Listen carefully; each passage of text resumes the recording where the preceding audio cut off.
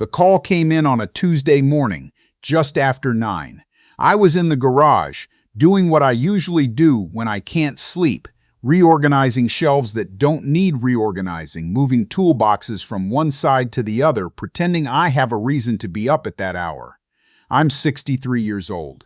I retired 2 years ago from 31 years in civil engineering, and I still haven't figured out what to do with myself on a weekday morning.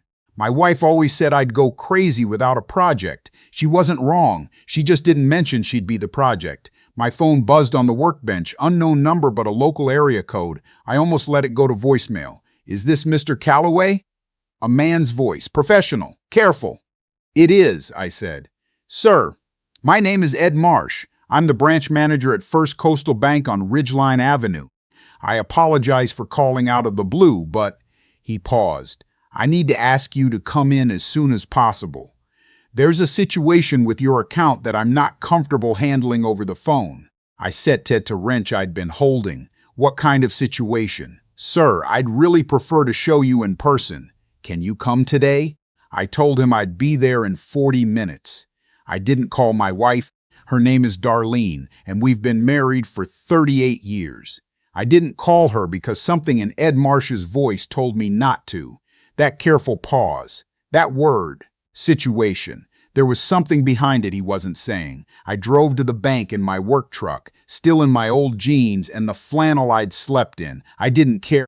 When I walked in and gave my name to the teller, she picked up the phone immediately, and 30 seconds later, Ed Marsh was walking toward me with the look on his face of a man who has had to deliver bad news before and has never gotten comfortable with it. He took me to a private office in the back, offered me coffee. I said no. He closed the door and sat down across from me, and he slid a piece of paper across the desks. It was a notarized power of attorney. My name was on it. My signature was on it. I had never seen it before in my life. This was submitted to our branch 3 days ago, Ed said. It authorizes a third party to act on your behalf regarding your joint savings accounts, your CDs, and a home equity line credit attached to your property. He folded his hands. The woman who brought it in, she identified herself as your financial advisor. She said you were recovering from surgery and couldn't come in yourself. I stared at the paper. We processed the initial documents, Ed continued, but I'm required to call the account holder directly before any funds are moved or lines of credit are accessed. When I looked at the authorization more carefully this morning, some of the notarization details didn't line up the way I'd expect. I've seen enough of these to know when something's off. I picked up the paper, my signature, but not my signature, close, very close. Someone who had practiced it. Someone who had access to documents with my real signature on them. How much were they trying to move, I asked. Ed was quiet for a moment. With the savings, the CDs, and the full HELOC draw, we're talking about $420,000. The room didn't spin. I didn't feel dizzy. I just felt cold. The specific cold of a person who has just understood something terrible and is still deciding whether to believe it. The woman who brought this in, I said. Do you have her on camera? He turned his monitor toward me. She was wearing a blazer, hair pulled back, sunglasses she didn't take off inside, which should have been the first sign. But I recognized the way she stood, the way she tilted her head when she talked. I had watched her grow up doing exactly that. It was my daughter-in-law. Her name is Gwendolyn, Gwen. She married my son Patrick 11 years ago. We threw them a rehearsal dinner at our house in the backyard.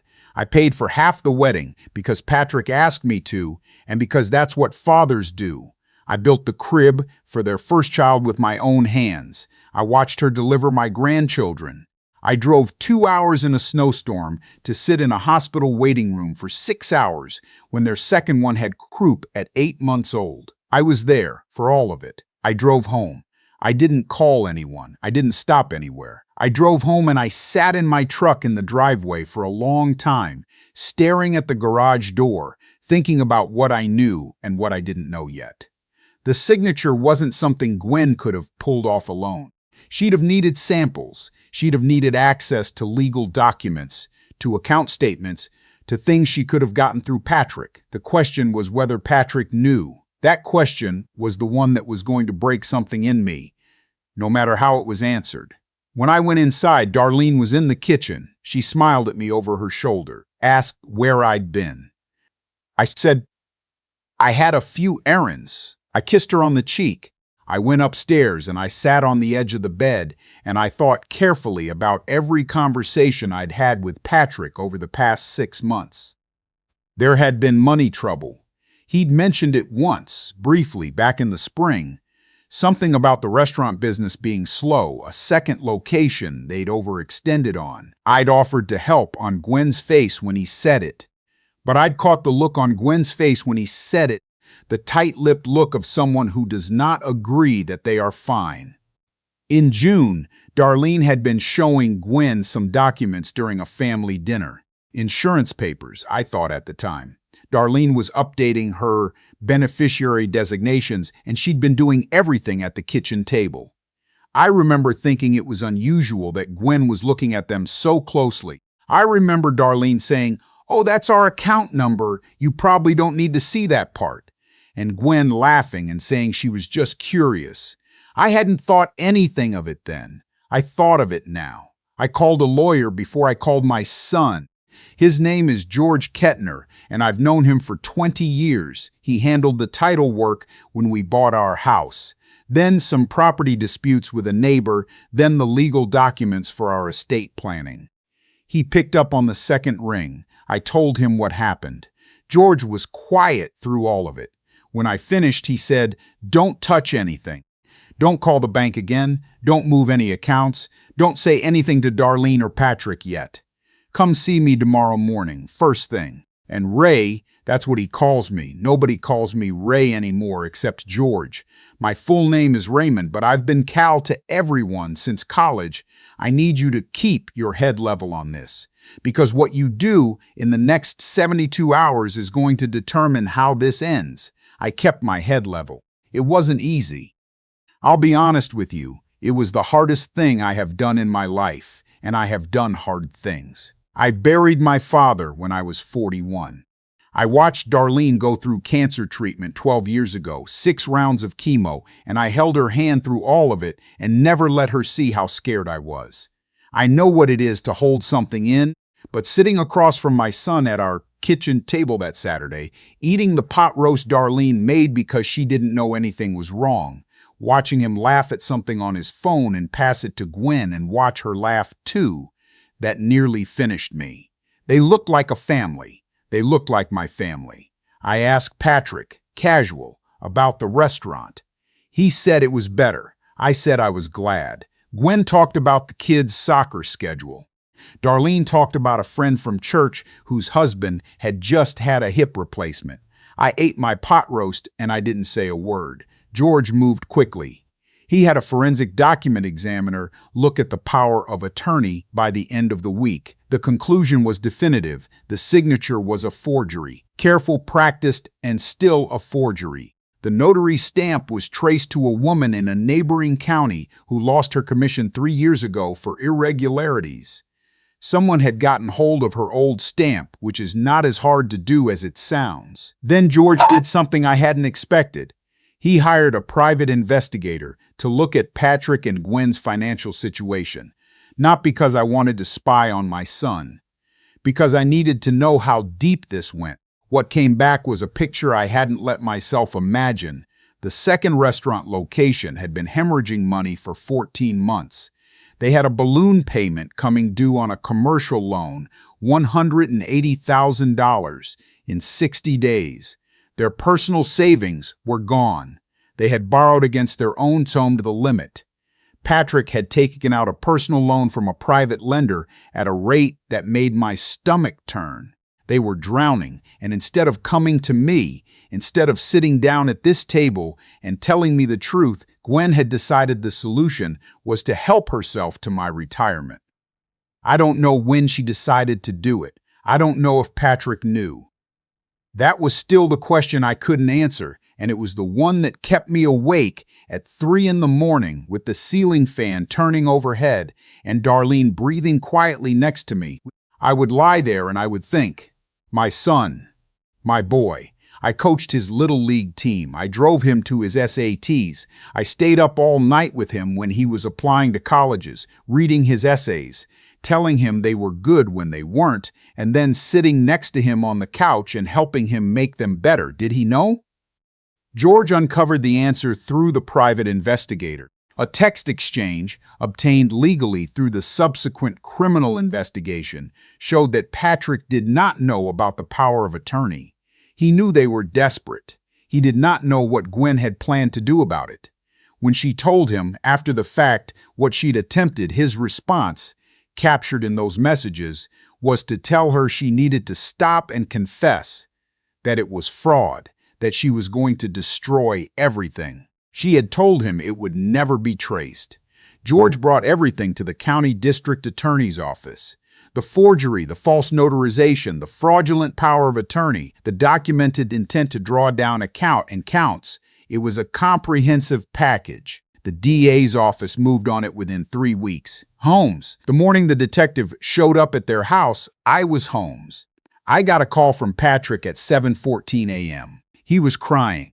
Not the quiet kind of crying, the kind that sounds like a man who has just watched the floor disappear under his feet. "Dad," he said. "Dad, I didn't know she was going to." "I know," I said. Silence on the line. "You knew?" he asked. "I've known for a while." He came over that afternoon.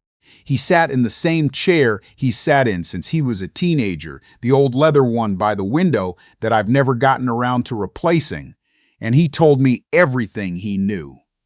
I listened to all of it. He told me about the money, about the panic, about the conversations he and Gwen had in the dark when they thought they were out of options.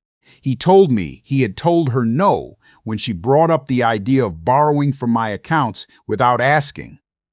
Borrowing. That was the word she used to him, like it was a loan they were going to repay, and that he had thought she dropped it. He hadn't checked.